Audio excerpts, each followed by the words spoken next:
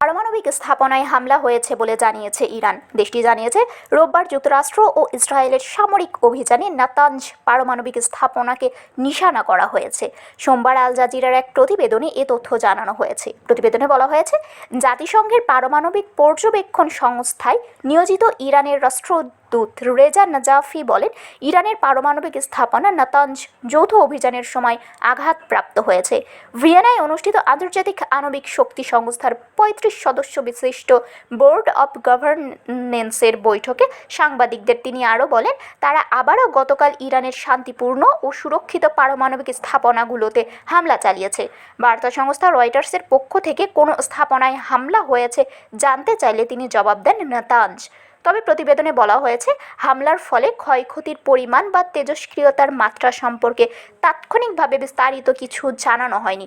এর আগে ইরানের ইসলামিক রেভলিউশনারি গার্ড ক্রপস জানিয়েছে, যুক্তরাষ্ট্র ও ইসরায়েলের ইরানে বোমাবর্ষণের জবাবে তারা প্রতিশোধমূলক হামলার ষষ্ঠ ধাপ শুরু করেছে। ইতোমধ্যে মধ্যপ্রাচ্যের ২৭ মার্কিন ঘাঁটিতে তারা হামলা চালিয়েছে বলে ইরানের রাষ্ট্রীয় গণমাধ্যম প্রকাশ করা হয়েছে। আইআরজিসি দাবি করেছে, তারা ইসরায়েল এবং মধ্যপ্রাচ্যে অবস্থিত যুক্তরাষ্ট্রের সামরিক ঘাঁটিগুলোতে ব্যাপক ক্ষেপণাস্ত্র ও ড্রোন হামলা চালিয়েছে। তাদের বক্তব্য অনুযায়ী ওই অঞ্চলে থাকা ২৭টি মার্কিন সামরিক ঘাঁটি লক্ষ্যবস্তু করা হয়েছে। এছাড়া ইসরায়েলের তেল নোফ বিমান ঘাঁটি, তেল আবিবে অবস্থিত ইসরায়েলি সেনাবাহিনীর কমান্ড সদর দফতর হাকিরিয়া এবং একই শহরের একটি বৃহৎ প্রতিরক্ষা শিল্প কমপ্লেক্সেও হামলা চালানোর দাবি করেছে আইআরজিসি।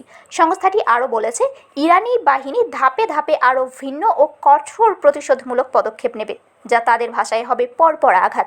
তবে এসব হামলার ফলে ক্ষয়ক্ষতি বা হতাহতের বিষয়ে স্বাধীনভাবে এখনও কোনো নিশ্চিত তথ্য পাওয়া যায়নি। শারমিন শিমু, বরেন্দ্র টেলিভিশন।